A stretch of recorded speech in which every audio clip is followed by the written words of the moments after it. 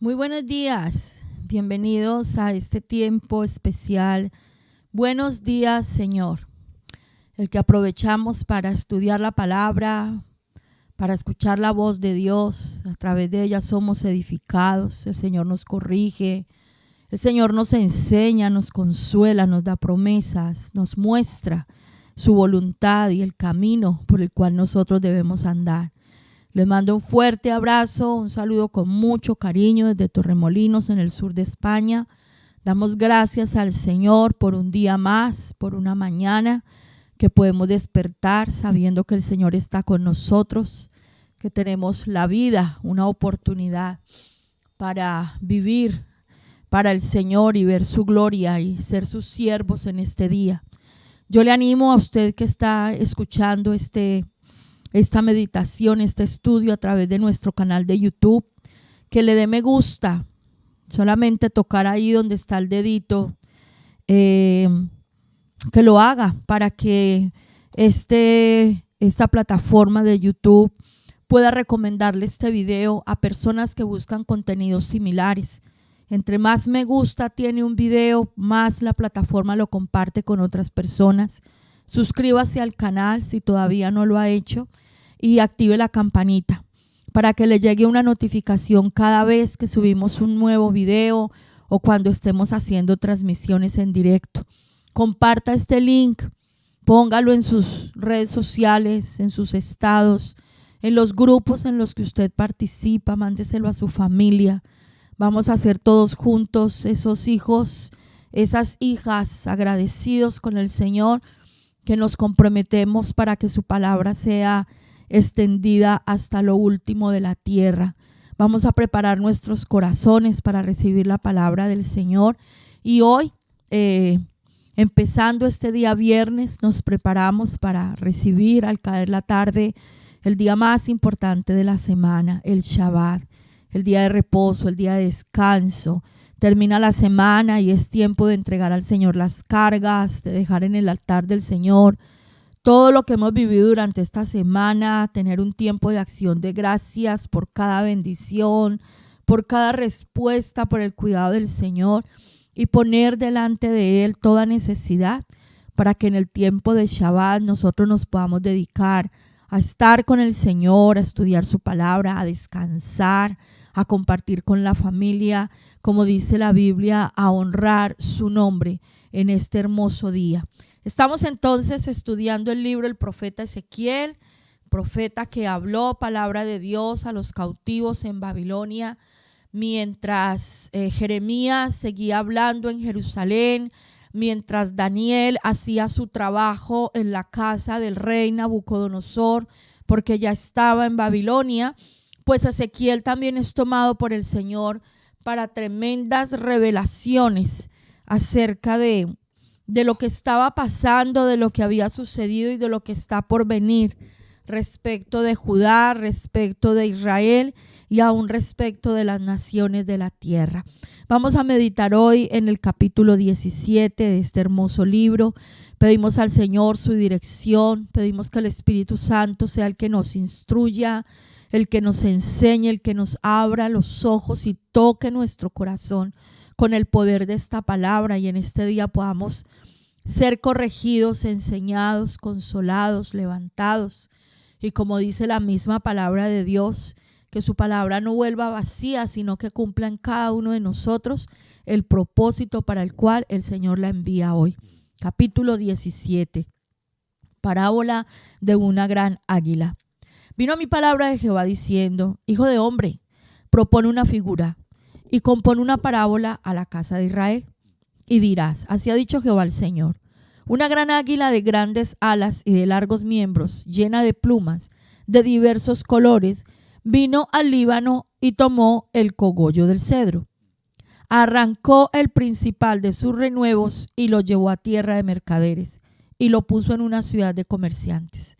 Tomó también de la simiente de la tierra y la puso en un campo bueno para sembrar. La plantó junto a aguas abundantes, la puso como un sauce y brotó y se hizo una vid de mucho ramaje, de poca altura, y sus ramas miraban al águila y sus raíces estaban debajo de ella.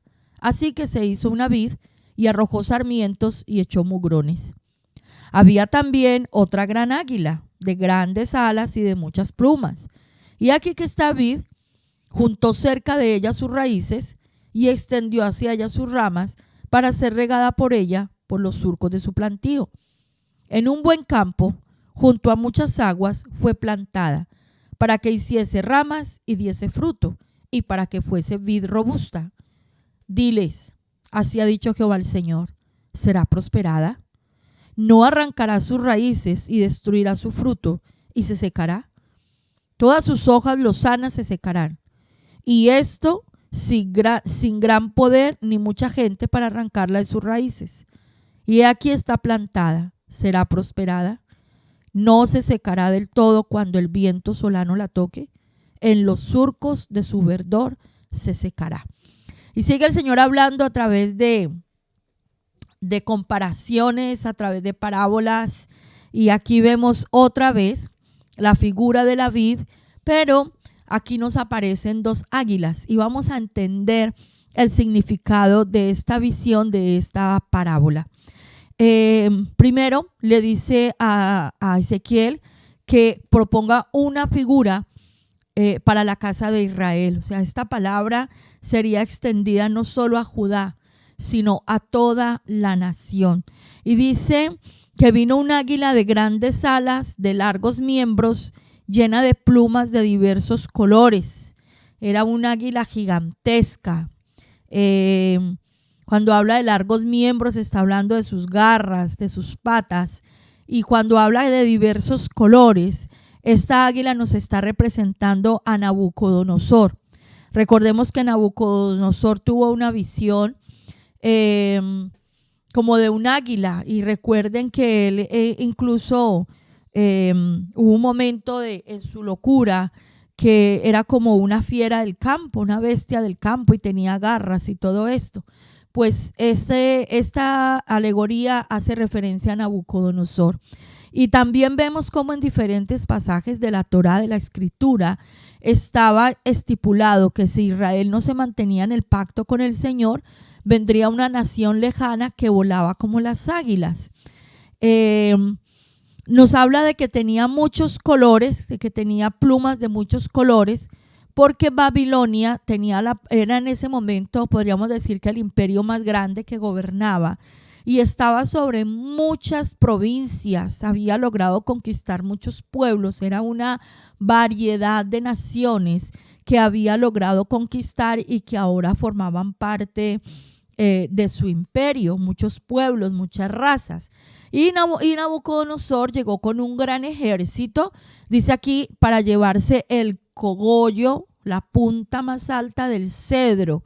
El cedro es un árbol muy grande y es un árbol muy fuerte, de una madera muy fuerte.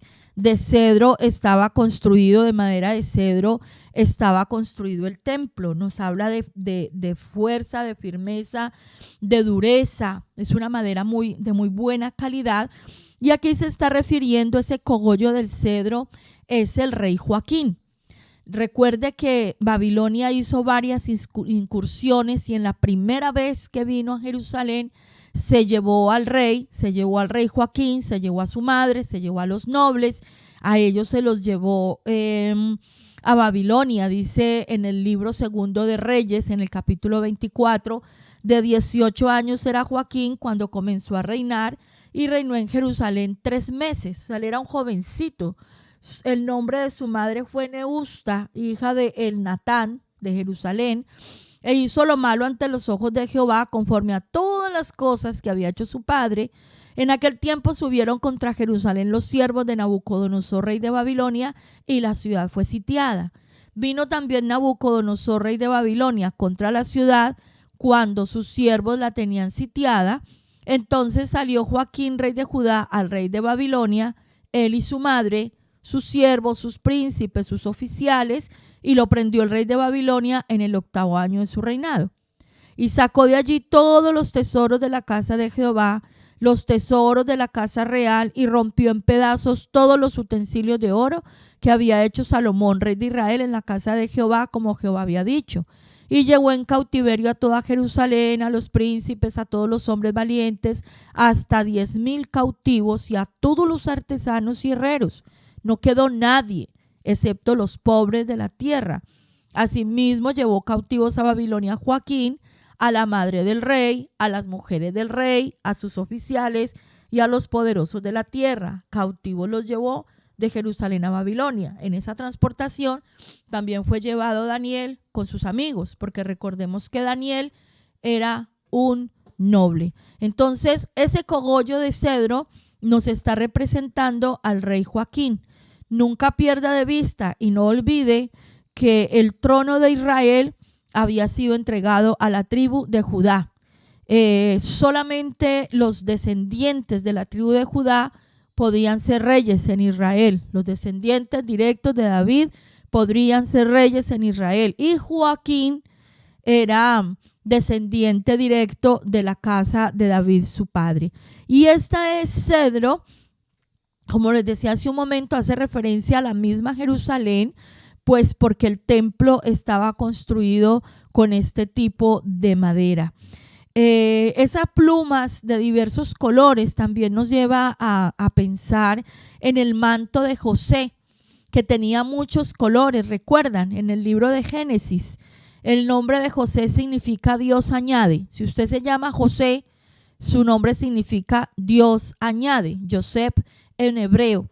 Y José era un tipo del Mesías, uno de las figuras que nos muestran al Mesías en el Antiguo Testamento, y a él le fue entregada esa túnica de colores para mostrar que él sería el primogénito en medio de todos sus hermanos. Aunque era de los menores, recordemos que Jacob tuvo 12 hijos varones y una niña que se llamó Dina, serían 13 hijos en total, pues José era el número 12, ¿vale? Y pues la primogenitura le pertenecía a Rubén, pero como ya sabemos el pecado que cometió Rubén, esa primogenitura le fue quitada y su padre se la entregó a José. Esa túnica mostraba su primogenitura y que él estaría por encima de los demás. Esto mismo nos hace pensar y hace alusión al Mesías, a nuestro amado Señor, que se presentará delante del Padre como primogénito entre todos los muertos. Dice el apóstol Pablo que Él es la primicia de los que duermen, y en Él, en Jesús, en nuestro Cristo, nuestro Redentor, pues estamos representadas todas las naciones, todos los hijos que Él ha logrado tener a través de todas las naciones para presentarle al Padre. Entonces dice el versículo 4, arrancó el principal de sus renuevos, lo llevó a la tierra de mercaderes y lo puso en una ciudad de comerciantes. Era una de las grandes características de Babilonia. En Babilonia se comercia, como habían tantas naciones que habían sido conquistadas, allí había de todo, diferentes tipos de mercaderías. Ahí había todo tipo de dioses, de creencias, de deidades. El imperio babilónico tenía una particularidad, y era que las naciones que conquistaba no les imponían su religión, sino que les permitían seguir con sus creencias. Él nombraba un rey, un representante, un gobernante en esa tierra, y lo importante era que le mandaran los impuestos, que le dieran su dote cada mes o cada que él lo estableciera, y que le pagaran. Y se llevaba mano de obra que le sirviera para sus obras en Babilonia. Entonces, pues esto hacía que hubiese una mezcolanza de todo, y como ya lo hemos estudiado, Babilonia también representa un sistema totalmente corrupto, donde se hace una mezcla de lo santo con lo profano, de lo inmundo con lo sagrado, y por eso el Señor a su pueblo y a nosotros nos dice reiteradamente: salgan de Babilonia. Y en ese proceso nos trae el Señor descontaminándonos de tanta cosa que se nos ha pegado a través de nuestro peregrinar por esta tierra. Entonces llevó al rey Joaquín allí a esa tierra de mercaderes, Y dice el versículo 5, tomó también de la simiente de la tierra, la puso en un campo bueno para sembrar, la plantó junto a aguas abundantes y la puso como un sauce. Cuando Babilonia, Nabucodonosor se lleva a Joaquín, se lleva al rey que estaba en ese momento allí, pues él nombra al rey Sedequías. Sedequías era el tío de Joaquín, era parte también de la familia real, de los nobles en Jerusalén, y Nabucodonosor lo establece para gobernar en Jerusalén y lo deja encargado pues de mandar los tributos y que gobernara, que siguieran adorando, que siguieran haciendo sus cosas, pero que le pagara los tributos. Acabamos de leer que en esa primera incursión muchos de los instrumentos sagrados del templo fueron llevados a Babilonia y muchas de las cosas valiosas de la casa del rey también fueron llevadas a Babilonia. Sin embargo, este rey Sedequías se quedó en Israel. Israel es una tierra próspera, es una tierra donde fluyen aguas. La Biblia habla de ríos, de vegas, de manantiales, la tierra que fluye leche y miel. El Señor permitió que Sedequías se quedara en la tierra de Israel y que allí pudiera fructificar. Había una advertencia de parte de Dios a este rey y era: manténgase así. Usted ha hecho un pacto con Nabucodonosor de que usted no se va a rebelar, pague los tributos, haga bien las cosas y el pueblo seguirá aquí, no pasará nada. Pero ya como hemos estudiado, muchos falsos profetas se levantaron y le dijeron a este hombre que no, que cómo iban a estar bajo el gobierno de Babilonia, que eso no podía ser, que ese Jeremías era un mentiroso, lo que ya estudiamos todo el libro de Jeremías, que mejor le pidiera ayuda a Egipto, que era otra potencia que había en ese momento, ¿no? En medio de toda esa parte de la tierra, y que se escudara, que pidiera ayuda a Egipto, pero que bajo ninguna circunstancia se doblegara delante de Nabucodonosor. Para este tiempo es muy factible que Nabucodonosor ya hubiese reconocido al Dios de Israel como el único Dios verdadero por la influencia que tenía del profeta Daniel en su palacio. Ya habían pasado años y Daniel estaba allí haciendo muy bien su trabajo. Dice el versículo 6 que ese brote, ¿no? ese gajo brotó, se hizo una vid de mucho ramaje, de poca altura, sus ramas miraban al águila, o sea, ellos estaban allí fructificando, miraban al águila, o sea, estaban bajo el gobierno de Babilonia, ¿cierto? Esos mugrones que habla ahí son las ramas, y miraban al águila porque estaban bajo el dominio de Nabucodonosor. Pero en ese afán de desobedecer y de hacer las cosas a su manera, entonces en el versículo 7 nos dice que apareció otra gran águila de grandes alas, de muchas plumas, y esta vid, este rey Sedequías, juntó cerca de ella sus raíces, empezó a hacerle ojitos, intentó liarse con ellos, hacer una alianza, buscar su ayuda, buscar ser regada por Egipto, y aquí cometió un grave error.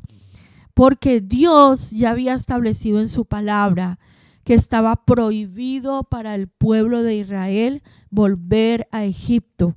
Estaba prohibido para los reyes en Israel hacer alianzas con Egipto. Estaba prohibido tomar los caballos y los carros de Egipto. O sea, era un no rotundo de parte de Dios al pueblo. 0 alianzas con Egipto. Y vimos cómo el rey Salomón tomó como esposa la hija del faraón egipcio, y esa fue la caída de su reino, la caída de su vida. A causa de todos esos pecados y de toda esa degradación de Salomón, el reino de Israel después de su hijo se dividió en 2. Desde ahí vino la caída de este reino, de esta casa. La pregunta que nosotros nos tenemos que hacer hoy es: ¿qué hacemos nosotros cuando nos encontramos en circunstancias tan difíciles como en este caso el asedio de Babilonia? Estamos aquí, hemos recibido el pacto, hemos de una manera voluntaria decidido caminar con el Señor, estamos recibiendo su palabra y vienen los momentos de prueba, vienen los momentos de lucha, vienen los momentos difíciles. Es muy, se presenta mucho que el corazón del ser humano tiende a volver a su vida pasada, a buscar apoyarse en su pasado, en lo que antes aparentemente le funcionó, aunque sabemos que no es verdad, pero es una inclinación de nuestro corazón el volver a nuestro Egipto. Por ejemplo, una persona que durante mucho tiempo se dedicó a obtener riquezas de una manera ilícita. Hay muchas formas de tener dinero y en abundancia haciendo cosas que no son legales, delinquiendo, ¿verdad?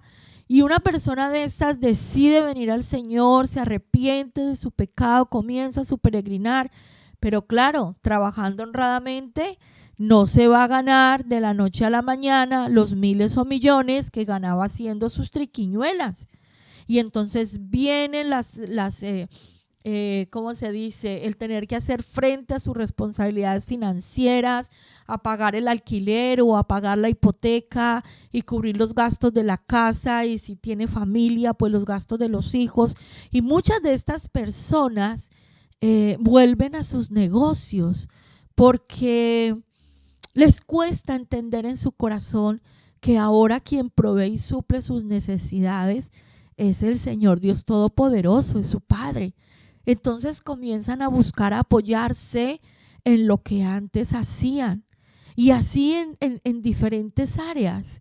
La persona que llega al Señor con esos vacíos internos, con adicciones, con depresiones, y el Señor comienza a hacer su trabajo y va caminando y va creciendo, pero llega un momento de prueba, llega un momento de lucha, y muchas de estas personas entonces recaen en el alcohol, recaen en la droga, recaen en lo que hacen a través de estos ordenadores en páginas prohibidas, porque es el pensar de que necesito volver a lo que antes tenía para que me vuelva a ir bien. Y eso es un error garrafal. Y aquí dice el Señor, ¿será prosperada? ¿Será que esa vid que yo la he alimentado, que la he puesto en aguas fértiles, dice que la sembró como un sauce junto a corrientes de aguas en una tierra fértil, estaba siendo sustentada y cuidada, ¿qué hace buscando a donde se le prohibió volver? Dice el versículo 9, diles, así dicho Jehová el Señor, será prosperada, no arrancará sus raíces y destruirá su fruto y se secará, todas sus hojas lozanas se secarán. Y eso sin gran poder ni mucha gente para arrancarla de sus raíces. O sea, no será necesario que vengan otros. Ella misma, en ese afán por extenderse, por irse hacia otro lado, va a arrancar sus raíces del suelo. Va a tener que hacer un sobreesfuerzo, buscando algo que es superficial. Y recordemos que esto se cumplió porque el faraón de Egipto, después de que le dijo a este rey que lo iba a ayudar y este estaba confiado que venía, Faraón no salió a esa lucha. Faraón nunca vino a ayudar. Y lo que hicieron fue desatar la ira de Nabucodonosor. ¿Por qué? Porque invalidaron el pacto. Dice el versículo 10, y aquí está plantada, será prosperada, no se secará del todo cuando el viento solano la toque. En los surcos de su verdor se secará. Lo que usted y yo tenemos que hacer en medio de nuestras luchas diarias es postrarnos delante del Señor y, como nos enseña el libro de Hebreos, puestos los ojos en Jesús, el autor y consumador de la fe. No dar ni un paso atrás. El que ha puesto su mano en el arado, dice la Biblia, no mire hacia atrás. Porque si ya tomó esta decisión y comienza a hacerle ojitos a su pasado, no será digno del reino de los cielos. Y lo que va a traer es unas consecuencias desastrosas para su vida, para su familia. Yo le animo a usted que me escucha hoy, que está pasando dificultades, no se vuelva atrás. Dele la prioridad a Dios en su vida. Dele la prioridad al Señor en su vida. Recuerde lo que aprendimos en el capítulo 15 y haciendo alusión a esa permanencia de la vida en el Señor, porque alejados de mí nada pueden hacer. Si nos alejamos de la fuente vamos a quedar secos, estériles. Y el Señor es el único que nos puede sacar victoriosos en medio de las circunstancias. En el momento que tú y yo nos apartamos de la palabra de Dios, en el momento que tú y yo dejamos de seguir los principios de su palabra, ahí es donde viene nuestra destrucción y nuestra caída. Aprenda a vivir por principios. Miren, nos pasa mucho con el área financiera. Es que yo no doy ofrendas porque es que no me alcanza. Y hasta que usted no ponga al Señor como el primero en su vida, y lo primero que usted haga cuando recibe su mesada, su sueldo, es apartar lo que usted propuso en su corazón, lo que usted proponga algo. Señor, esto lo voy a apartar para ti, esto lo voy a apartar para tu obra, para honrarte. Créame que el Señor cumplirá su promesa. Dele lugar a Dios en su vida. No diga, es que tengo tantas ocupaciones que no me queda tiempo de estar con el Señor. Yo le animo a que aparte unos minutos, comience por algo pequeño cada día, 15 minutos, media hora, nada más. Donde usted se siente a solas y tome la Biblia y usted lea el pasaje que corresponde y ore al Señor y escuche al Señor hablando a su corazón. 15 minutos, 20 minutos, media horita, todos los días. Eso va a marcar algo en su vida, eso va a ser algo especial, eso le va a ayudar a permanecer, a crecer. Cuando usted le da el primer lugar a Dios en su vida, Él se encarga de hacer todo lo demás. Pero quítese de su cabeza el volver atrás. Arranque de su corazón la idea de volver a su Egipto, a su vida pasada. Es como los que nos unimos en matrimonio, pero llegamos al matrimonio con la premisa de que en el momento que esto no funcione, nos separamos. Hay mucha gente que llega a su vida de pareja y me separo y me voy.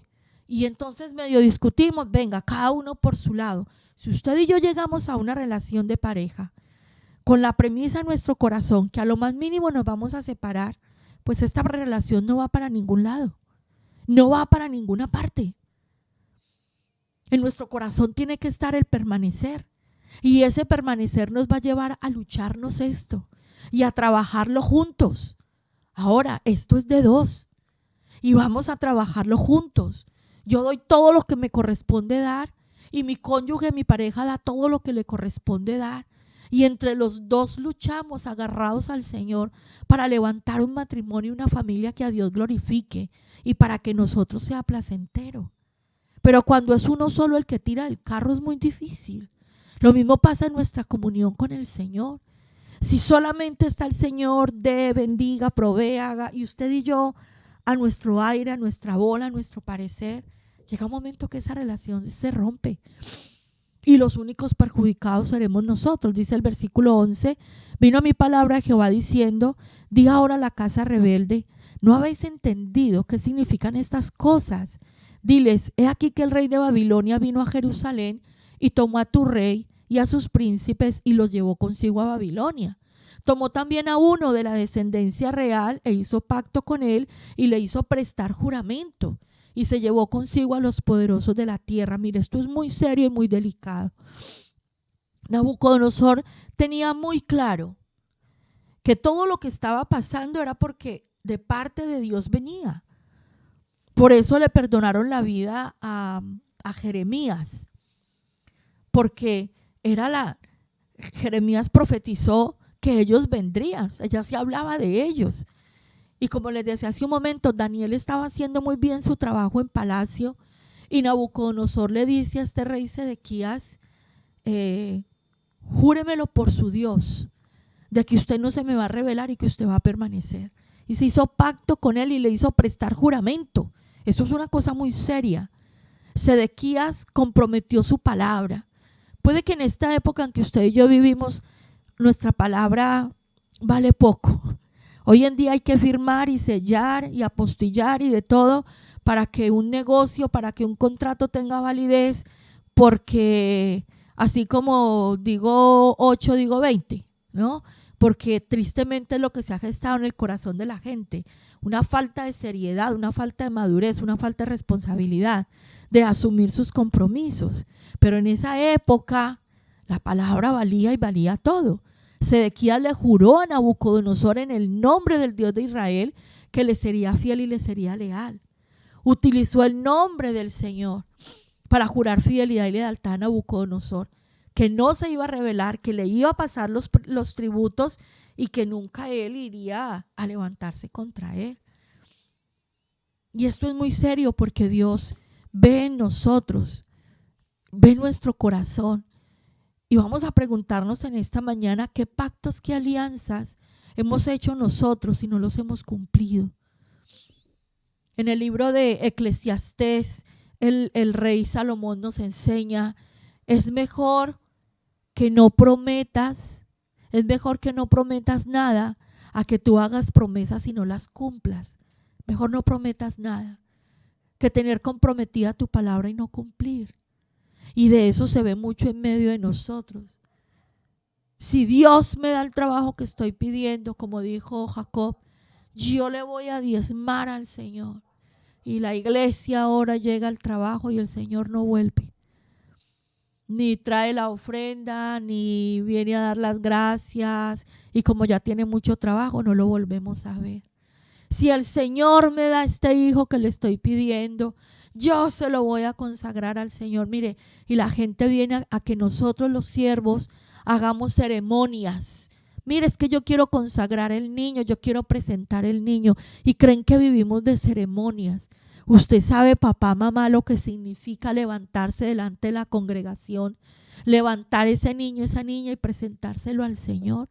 Eso es un compromiso con Dios delante de testigos, de que usted como papá y como mamá va a enseñar a ese hijo en el camino de la verdad, en el temor de Jehová, y lo va a instruir para que le sirva a Dios. ¿Cuántos hijos usted ha venido a presentar y luego usted mismo va y lo disfraza en Halloween, no lo lleva a las reuniones, no ora con él en casa, no le enseña la palabra, no ministra su vida, le alienta que participe de las mismas desoluciones en las que usted anda, en las que anda su familia? Eso pasa mucho. Nosotros en IRE nos cuidamos demasiado de ceremonias. Hay gente que viene y dice, no, es que nos queremos casar y no sé qué, y hemos aprendido de la experiencia. No, venga, sí, vamos a unir esta pareja en matrimonio. Y al poco tiempo están de divorcio, porque creen que esto es un juego. No, son compromisos, son contratos. Es nuestra palabra que está de por medio.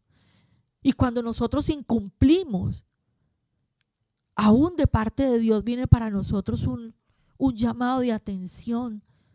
No podemos andar rompiendo el pacto. Ahora imagínense cuando nosotros invalidamos el pacto al cual nos acercamos voluntariamente para caminar con Dios. Señor, yo te voy a buscar, yo te voy a servir, y a la semana no estoy. Me dura una semana después de la prédica que me tocó el corazón o del congreso tan espectacular que tuvimos. ¿Cómo estás tú respecto del pacto con el Señor? ¿Cómo estás tú respecto del pacto matrimonial? ¿Cómo estás tú respecto del pacto y las promesas que has hecho a otras personas, a la iglesia misma, a tus pastores, a tus ancianos? Sí, cuente conmigo, hágale, yo estoy aquí dispuesto para lo que sea. Mire, vamos a adelantar este proyecto, cuente conmigo, yo voy, listo, apúnteme. Y vamos a echar todo para adelante. No, es que no puedo, es que el trabajo, es que mi esposo, es que mi hijo, es que. Dice el versículo 15, pero se rebeló contra él, enviando embajadores a Egipto para que le diese caballos y mucha gente. ¿Será prosperado? ¿Escapará el que estas cosas hizo? El que rompió el pacto podrá escapar. ¿Será prosperado alguien que decide ir en contra de lo que la palabra de Dios ha establecido? Puede estar siendo prosperada su vida si usted camina en contra de lo que Dios ha establecido. Versículo 16, vivo yo, dice Jehová el Señor, que morirá en medio de Babilonia, en el lugar donde habita el rey que le hizo reinar, cuyo juramento menospreció y cuyo pacto hecho con él rompió. Alguien que rompe el pacto muere en confusión. Tenga mucho cuidado con esto. La confusión llega a su vida y lo destruye.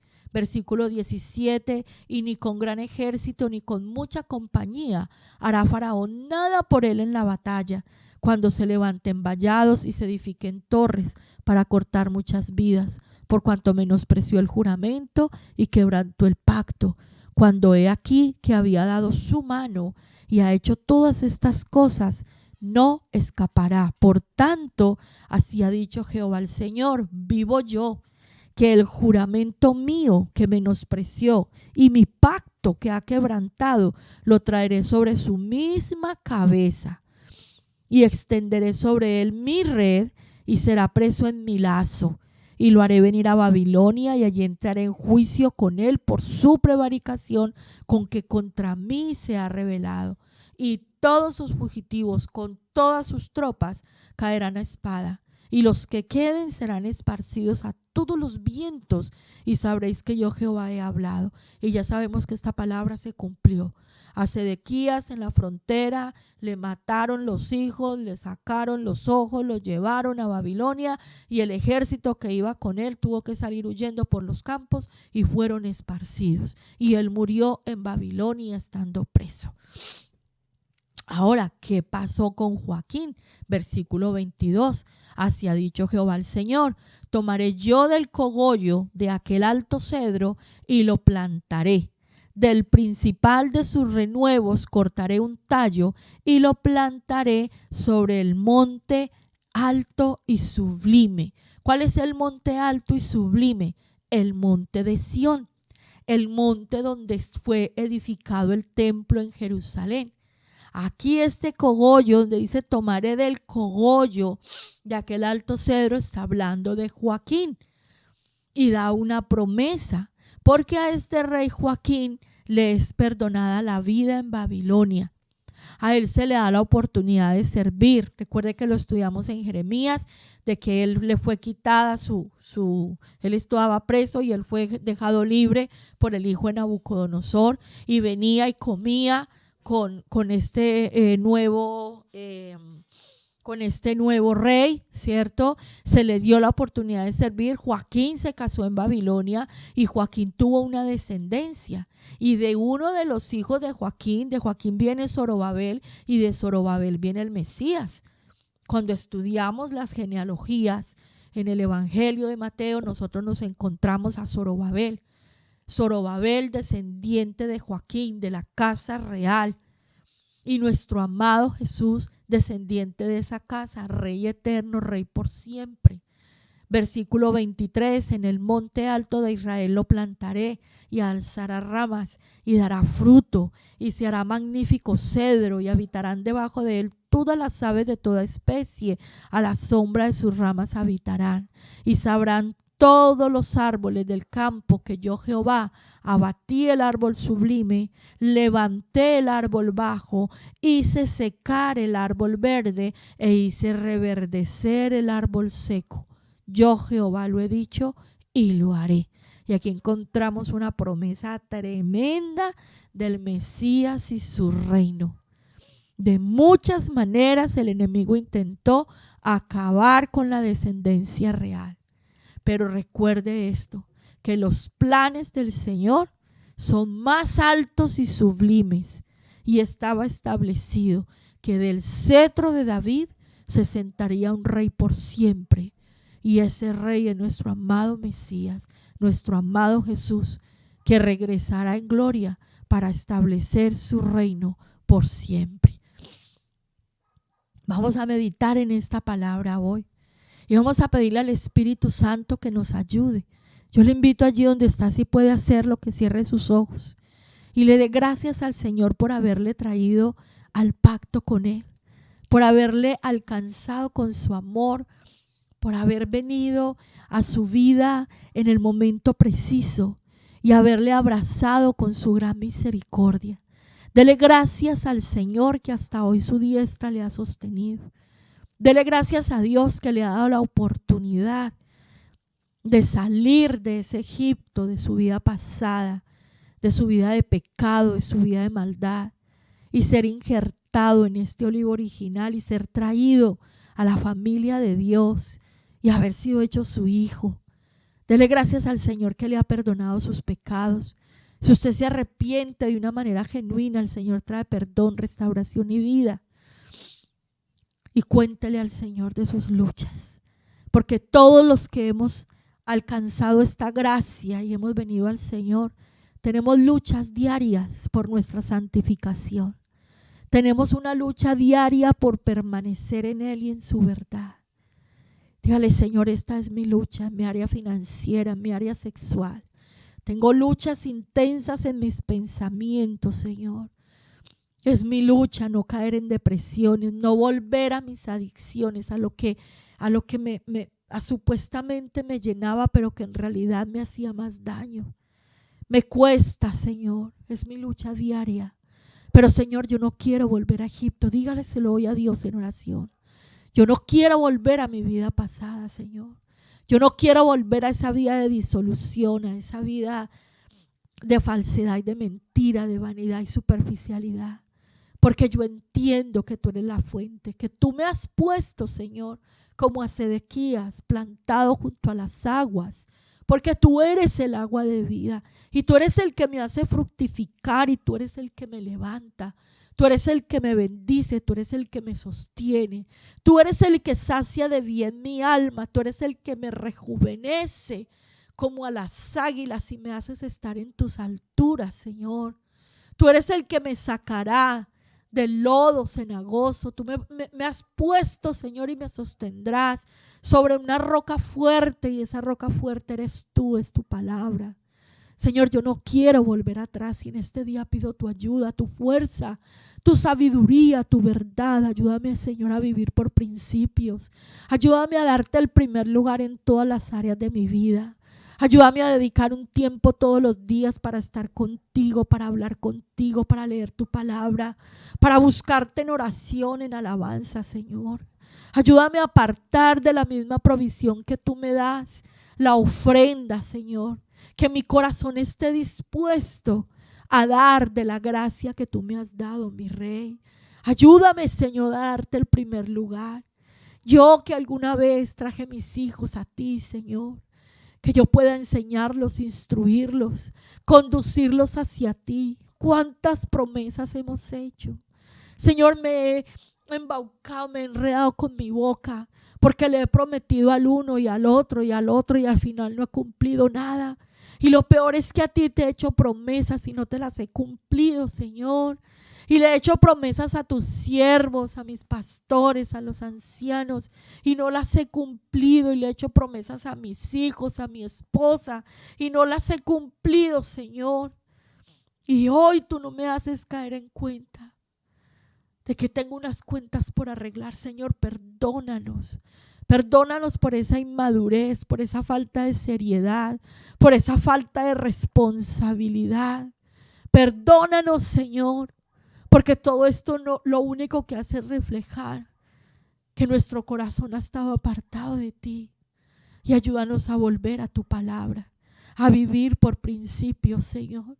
Ayúdanos a volver al pacto al que tú nos has llamado en Cristo. Que tú eres nuestro Dios, que nosotros somos tus siervos, que tú eres nuestro Padre, que nosotros somos tus hijos, y que hay un canal, Señor, que hay unas herramientas, que hay unas instrucciones que nosotros debemos guardar y seguir para que tu parte del pacto pueda ser cumplida en nosotros.